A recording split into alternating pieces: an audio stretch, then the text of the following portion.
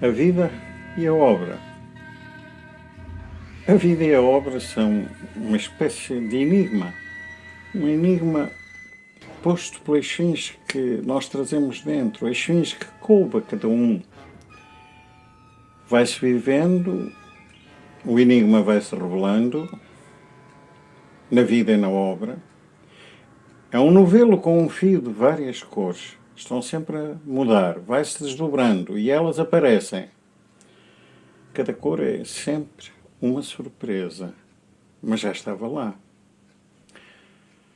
A propósito de um soneto de Camões que transformei noutro, letra a letra, recombinando-as, eu observei na ocasião que quem casa a segunda vez não sabia quando casou a primeira, mas já estava lá, como o soneto transformado estava lá dentro do primeiro.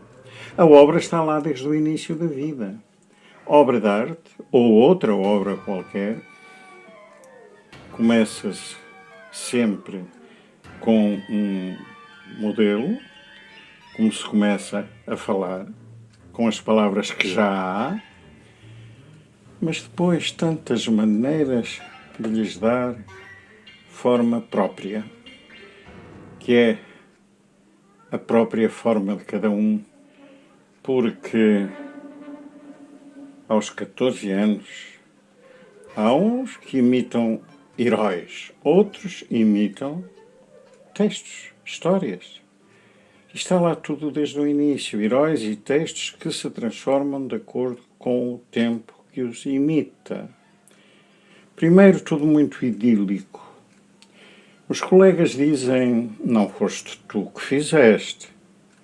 Quer dizer que reconheciam outra voz. E era assim que se era levado a criar uma forma cada vez mais própria. E então, quando dali a pouco saí de Portugal,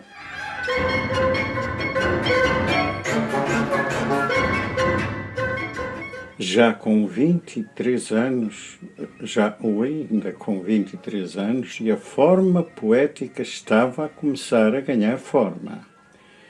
O fio do novelo mudou de cor, cores que radicalmente não combinavam umas com as outras, nada combinava. O choque foi de línguas, cada uma com a sua realidade própria. E comecei a pintar. Vida feita obra, ou vice-versa, e participei numa exposição coletiva. E foi apreciado. E continuei a pintar 4 ou 5 anos. Mas depois voltei à poesia.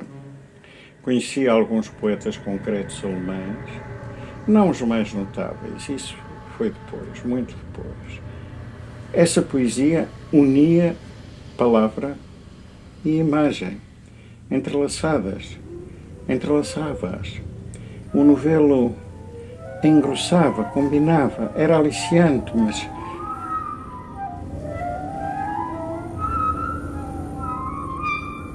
mas depois, perto de 1970, 66, 67 até 74, aquela vida invisível que vai vivendo sem nós sabermos dentro de nós, tornou-me visível. Tornou-me visível na cidade em que eu vivia, em Heidelberg. Ficava o hospital alemão especializado em próteses para ferimentos de guerra. Iam muitos portugueses para lá, vi muitos, falei com muitos, visitava-os, cegos, sem braços, sem pernas. E escrevi de novo em estilo depurado pelas várias experiências estéticas. Escrevi sobre guerra e mutilações e morte.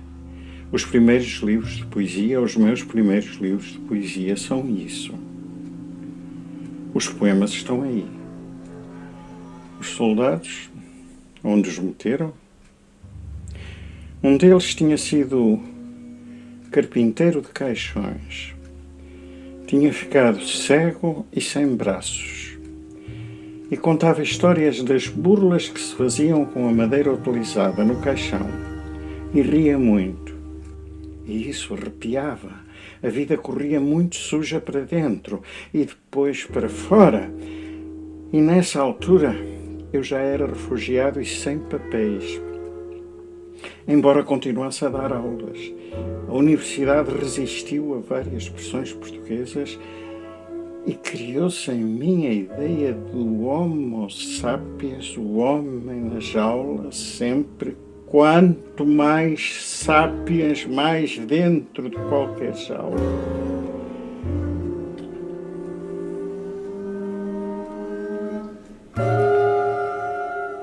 Mas na Alemanha não era possível realizar a ideia. Primeiro, não teria autorização nessas grandes cidades dos zoos. Depois, teria a interpretação do imigrante, sempre as interpretações a definir a obra e a vida, sempre o cânone, a norma, a razão que alguém ou todos encontram para o que eles não fariam. E a sua razão parece-lhes boa e passa a ser óbvia, a sobrepor-se à razão nunca óbvia, mas interrogativa do autor, ao desdobramento de sua vida, em obra, o homem dentro da jaula, de uma jaula qualquer. É o resumo de tudo, é súmula de vida e obra, porque a obra é também uma jaula com a vida dentro, e vice-versa. Jaulas quase sempre impostas, mas também autoescolhidas, como a obra, por exemplo.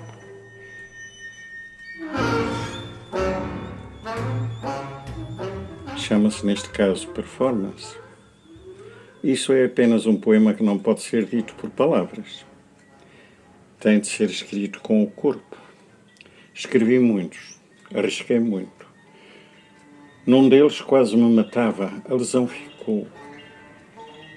Não é de lesão que se trata sempre. O homo venalis, o homem vende-se, não é a realidade absoluta de hoje. A realidade feita a limpeza de tudo. Limpo, o termo para designar a pureza do sangue em Portugal, até ao século XVIII. Judeus. Limpo. Mas em toda a parte há os limpos e os sujos. Os pobres, por exemplo, são sujos. A pobreza é uma sujidade, também da alma, um castigo divino. Os calvinistas e os luteranos sabem disso como ninguém. Embora também entre eles tudo esteja encoberto e disfarçado por ostentações várias, rituais, familiares e sociais. Cada nação tem os seus. E daí a arte de ser português. Um programa de televisão e título que me foram propostos por Jorge Listopade, o realizador, também não totalmente limpo. Um estrangeiro, ele, e eu um estrangeirado. E nessa condição recebemos ambos ameaças, quem diria, depois de uma revolução que afinal não foi de ideias, foi de flores.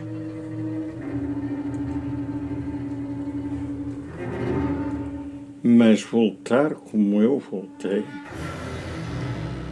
com um convite aliciante que se fez desconvite, depois de feito o Homo sapiens.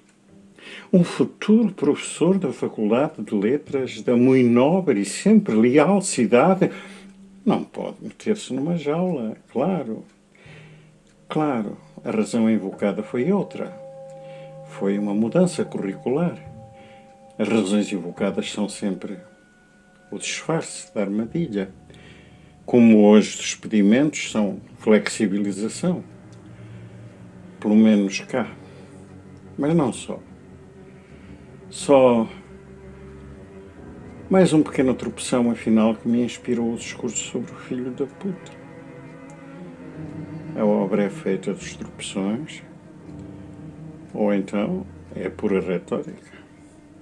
A cara vai ficando transformada Valeu-me para sair do buraco um acolhimento sentimental.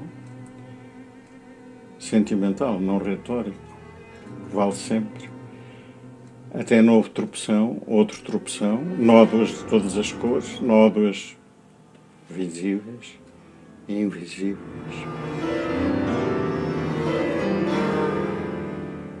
É uma tradição deste país.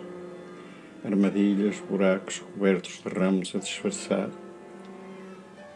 Como Nuno Álvares fez na espera aos espanhóis. Como na caça a animais maiores. Claro que o mundo é um lugar de caça, todo ele. Mas cada lugar tem o seu modo próprio. E disto tudo tenho falado por palavras e obras, desde a primeira até à última.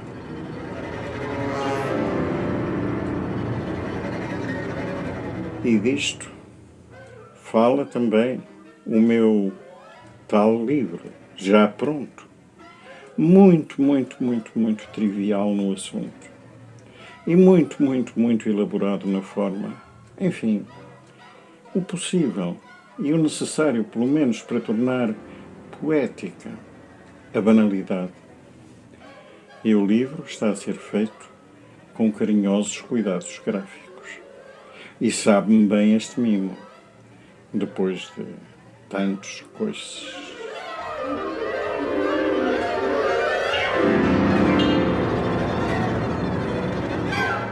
Mimos têm vindo sobretudo do Brasil, país que eu não conheço. Conheço poetas. Aquele cego que teve glaucoma e criou para si o nome Glaucomatoso. O glaucoma veio só para a grandeza poética do nome. Ou Pádua Fernandes, o poeta campeão dos direitos humanos. Ou João Silvério Trevisan, em nome do desejo infinito, poema, prosa, porque em nome do desejo se vive. Os desejos é que são diferentes. Desejos eternos de caçar, de alguns, quase todos. Ou então desejos só de não ser acossado. E esse é o desejo poético, inicial. Não para ganhar a vida, talvez para a perder.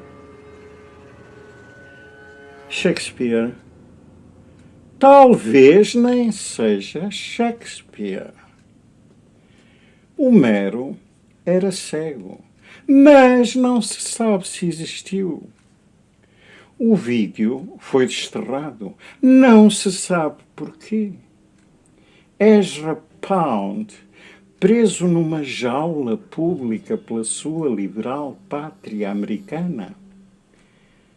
E Camões tem uma praça com o seu nome nesta capital da República. E na placa explica-se entre parênteses poeta. Portanto, poeta entre parênteses, não entre parentes. Isso não há. Há concorrentes aqui. Não percebi ainda. E talvez por não ter percebido, interrogo. Tudo o que eu faço, obra poética ou estética ou a própria vida, é uma interrogação contínua. Uma única vez recebi resposta e sem a ter pedido. Estava a participar naquela mixórdia chamada Noite da Má Língua e vinha a passar na Avenida de Berna, lugar onde muitos anos dei aulas, portanto ensinei a ter dúvidas por certa ordem.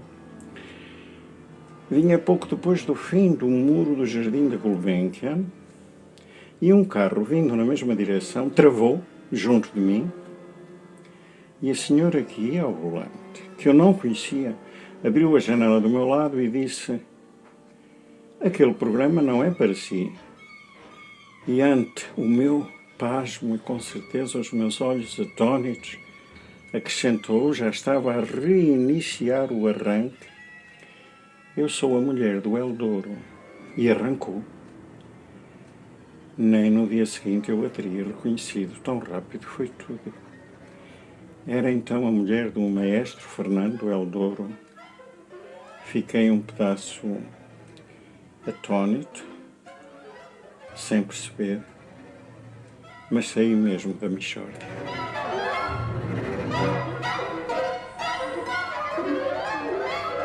É possível. É evidente que o que eu faço provoca interrogações, eco das minhas próprias. Que é isto? Mas ninguém me pergunta assim perante a vida. Que é isto? Só tenta tirar o melhor partido, ou a melhor parte da partida da caça onde entrou, porque assim aceitou ou escolheu.